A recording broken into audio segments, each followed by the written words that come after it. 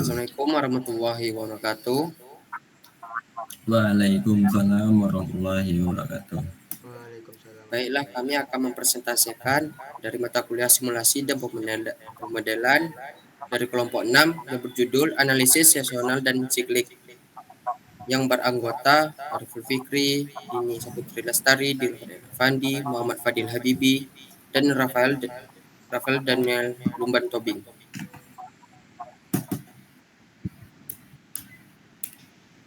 Baiklah, di sini saya akan membahas tentang latar belakang. Analisis runtun waktu merupakan salah satu metode statistik yang digunakan untuk menganalisis data yang dikumpulkan secara berurutan berdasarkan waktu. Data runtun waktu memiliki karakteristik khusus, yakni adanya keterkaitan antara observasi satu dengan observasi lainnya dalam urutan waktu tertentu. Oleh karena itu, metode analisis runtun waktu sering digunakan dalam bidang ekonomi, bisnis, cuaca, energi, kesehatan, dan berbagai bidang lain yang memerlukan pemahaman pola data dari masa lalu untuk memprediksi masa depan. Komponen utamanya, yang pertama itu ada seasonal atau musiman, adalah pola berulang dalam periode tetap. Yang kedua ada siklik atau siklis, adalah fluktuasi jangka panjang tanpa periode tetap. Baiklah, saya akan melanjutkan oleh Rafael. Baik, terima kasih moderator. Selanjutnya itu time series. Time series sendiri merupakan runtun waktu atau kumpulan data yang diamati berurutan terhadap waktu. Data saling berkorelasi antar periode, termasuk ciri-ciri dalam runtun waktu dan contoh bidang jenis runtun waktu sendiri yaitu keuangan, industri, kesehatan, kependudukan, dan lain-lain. Jenis runtun waktu sendiri yaitu continue, berupa dicatat terus-menerus. Kedua, discrete, yaitu dicatat pada interval tertentu. Selanjutnya, pola data runtun waktu. Pola acak berupa tidak ada pengaruh faktor tertentu. Pola tren, data naik atau turun terus-menerus. Dan pola musiman terjadi secara periodik, musim, bulan, tahun. Dan pola siklis yaitu fluktuasi jangka panjang tanpa periode tetap. Baik, selanjutnya saya kembalikan kepada moderator. Baiklah, di sini akan menjelaskan oleh Fadil Habibi. Baik, materi selanjutnya yaitu forecasting. Suatu teknik analisa perhitungan yang dilakukan dengan pendekatan kualitatif maupun kuantitatif untuk memperkirakan kejadian di masa depan dengan menggunakan referensi data-data di masa lalu untuk meminimumkan pengaruh ketidakpastian. Next. Selanjutnya yaitu metode multiplicative decomposition.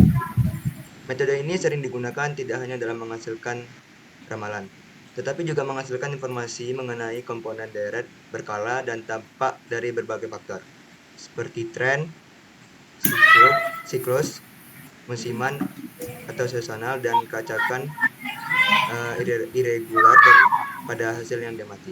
Terdapat dua bentuk keterkaitan antar komponen-komponen tersebut, yaitu bentuk perkalian, itu multiplikatif, dan penjumlahan, yaitu aditif. Selanjutnya saya kasih ke moderator.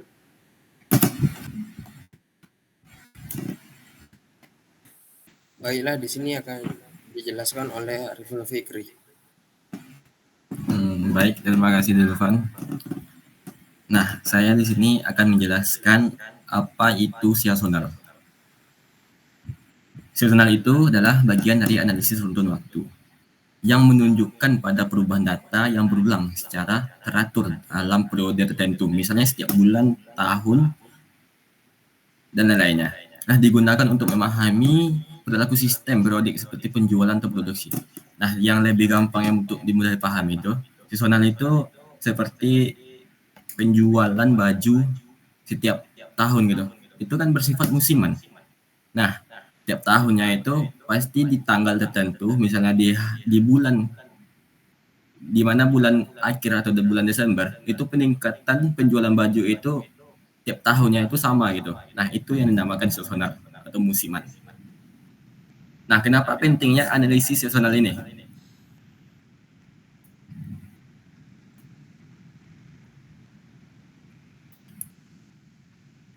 Karena meskipun musimannya itu sama, misalnya kan tiap tahunnya itu sama, kenapa harus dianalisis gitu? Padahal di setiap tahunnya itu pasti sama gitu penjualannya. Nah, karena meskipun musimannya itu sama, besar pengaruh musiman itu tidak terlalu sama setiap periode.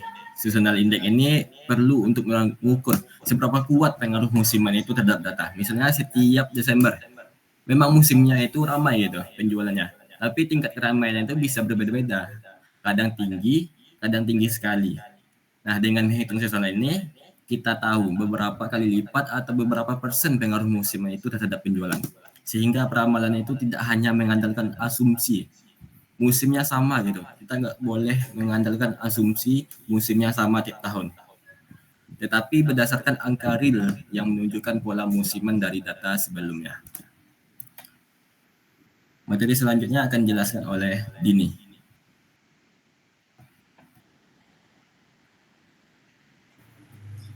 Baiklah, selanjutnya adalah indeks siklik. Nah, komponen siklik atau siklis adalah bagian dari analisis runtun waktu atau time series yang menunjukkan pola fluktuasi jangka panjang di sekitar garis tren. Namun, dia tidak memiliki periode yang tetap. Artinya, data naik dan turun secara berulang selama beberapa tahun. Tetapi, tidak terjadi secara teratur seperti pola musiman. Next.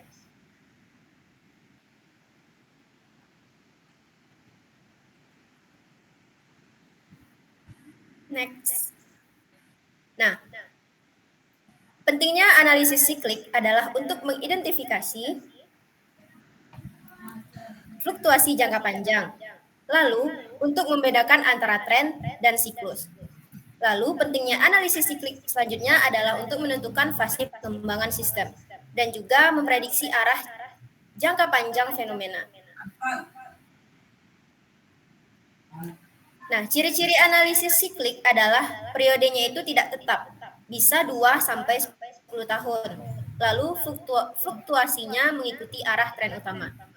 Dan juga dipengaruhi oleh faktor makro seperti kebijakan, ekonomi global, inflasi, dan banyak penyebab lainnya. Dan juga dia tidak berulang secara sistematis seperti seasonal atau musiman.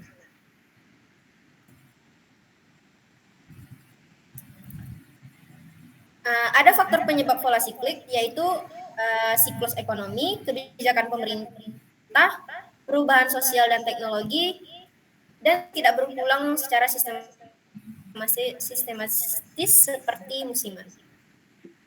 Nah, perbandingan antara seasonal dan juga siklik yaitu berdasarkan dari aspek, dia perbedaannya berada pada polanya. Dan seasonal itu dia tetap dan berulang. Lalu pada siklik dia tidak tetap. Nah, pada aspek periode perbedaannya adalah seasonal itu bulanan atau tahunan. Pada siklik ini bisa multitahunan atau dari tahun yang jangka panjang. Nah, dari aspek penyebab perbedaan antara seasonal dan siklik adalah seasonal itu cuaca bisa disebabkan oleh cuaca, budaya, atau liburan, dan siklik ini bisa disebabkan oleh ekonomi, politik, dan juga global. Nah, kalau dari aspek contoh, seasonal itu contohnya adalah lonjakan penjualan Ramadan. Nah, kalau untuk siklik, contohnya itu resesi ekonomi global. Selanjutnya, materi selanjutnya itu hasil dan pembahasan. Komponen seasonal menggambarkan pola berulang yang terjadi secara tahap dalam periode waktu pendek. Misalnya, bulanan, tribulanan, atau tahunan. Tujuan utamanya adalah untuk mengetahui kapan pola peningkatan atau penurunan secara musiman terjadi, serta seberapa besar pengaruh musim terhadap data. Contohnya peningkatan penjualan baju saat bulan Ramadan dan akhir tahun. Selanjutnya, komponen siklik menggambarkan pola fluktuasi jangka panjang yang tidak memiliki periode tetap. biasanya berlangsung lebih dari 1 tahun dan berkaitan dengan siklus ekonomi, politik, atau sosial. Tujuan analisisnya adalah untuk mengidentifikasi fase-fase ekspansi, puncak, kontraksi, dan pemulihan dalam jangka panjang. Selanjutnya saya kasih ke Fikri.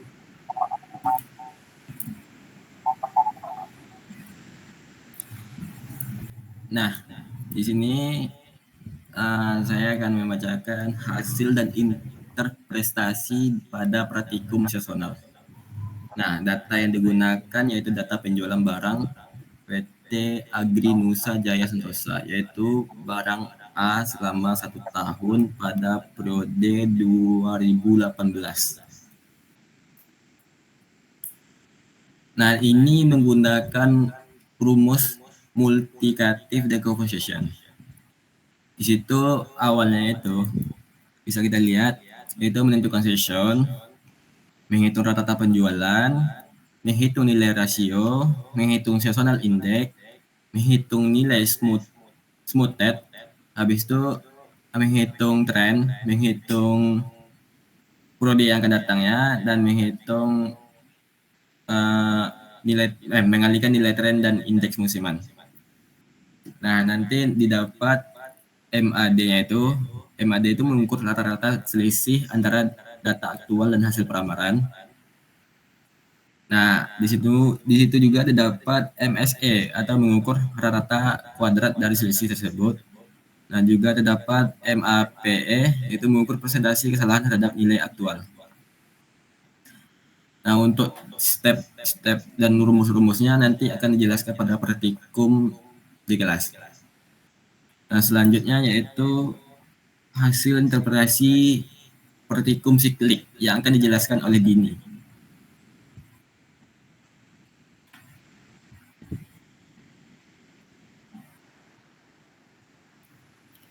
Baiklah, pada kesempatan ini saya akan menjelaskan analisis runtun waktu penjualan mobil dari tahun 2020 sampai 2029.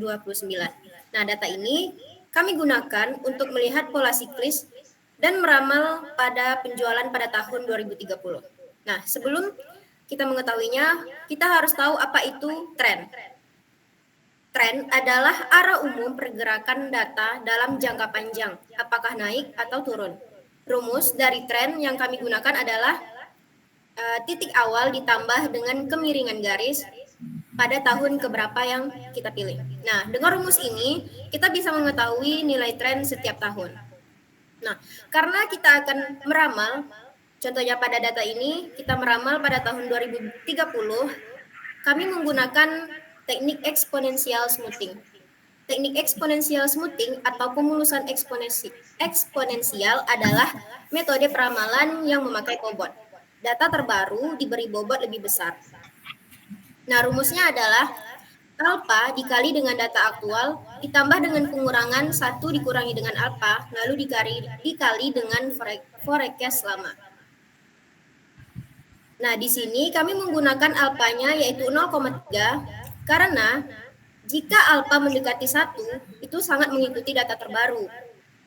Tapi jika alfanya kecil, maka datanya lebih halus dan lebih stabil. Makanya kami mengambil alfanya adalah 0,3. Nah, apa itu komponen siklik? Komponen siklik itu adalah pola naik turun yang terjadi karena kondisi ekonomi seperti inflasi, daya beli, dan kebijakan industri otomotif. Nah, pola siklis ini bisa terjadi atau tidak terjadi setiap bulannya, tapi muncul dalam jangka panjang.